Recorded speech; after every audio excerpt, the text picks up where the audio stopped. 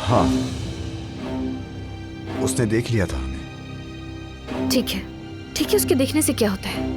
उसके अल्फाज उसी के खिलाफ जाएंगे। मैं अली की बीवी हूँ, वो मुझ पर ही यकीन करेगा। और तुम उसके कजन हो, हम इनकार कर देंगे, समझ के ना इनकार कर देंगे। क्या कहते हो?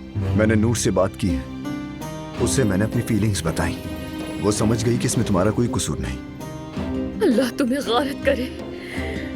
ये क्या कर दिया तुमने?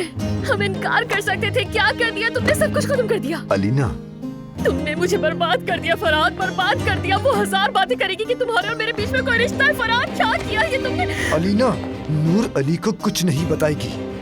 तुम यकीन रखो मुझ पे, नहीं बताएगी। मैंने कहा ये मेरा कसूर था। तुमने मुझे उस औरत के रहमो करम पर छोड़ दिया, उस बेशरम औरत के रहमो करम पर छोड़ दिया।